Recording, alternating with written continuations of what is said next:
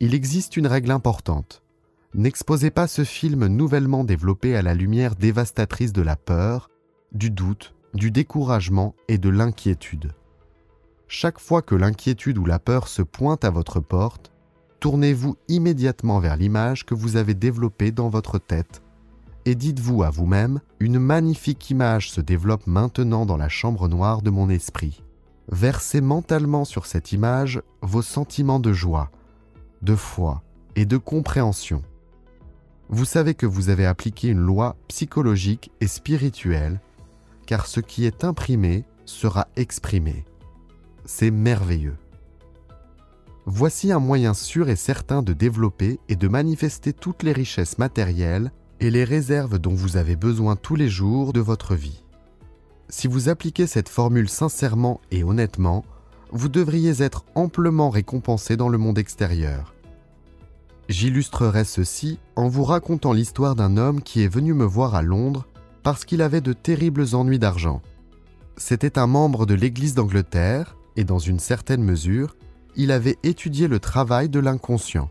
Je lui ai demandé de dire fréquemment, durant le jour, « Dieu est la source de mes richesses, et tous mes besoins sont comblés à chaque instant et partout dans l'espace. » Pensez aussi à toute vie animale sur Terre et à toutes les galaxies de l'espace, sur lesquelles veille une intelligence infinie. Voyez comme la nature est luxuriante, extravagante et généreuse. Pensez aux poissons dans la mer, qui ont tout ce dont ils ont besoin, tout comme les oiseaux dans le ciel.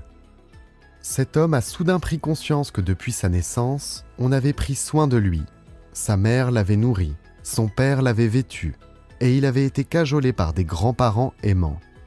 Cet homme a trouvé un emploi et a été grassement rémunéré. Son raisonnement était que c'était illogique de croire que le principe vital qui lui avait donné la vie et avait toujours pris soin de lui cesserait soudain de répondre à ses besoins.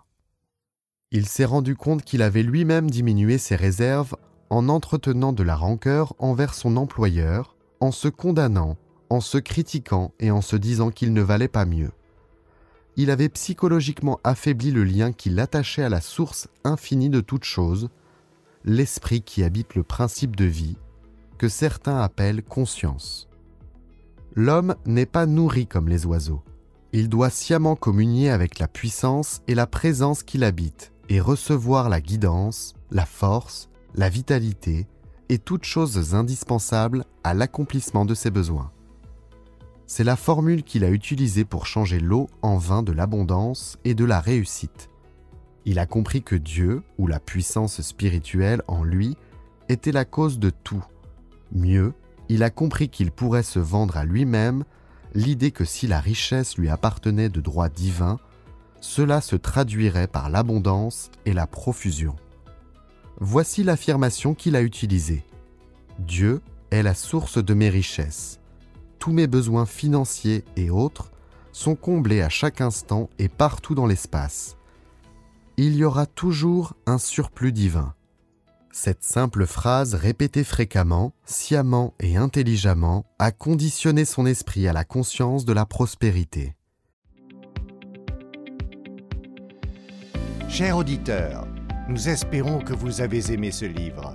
Vous pouvez écouter la version intégrale du livre en suivant le lien dans la description. Si vous voulez participer au tirage au sort de cadeaux sympas, abonnez-vous à la chaîne, cliquez sur « J'aime » et laissez un commentaire sous la vidéo.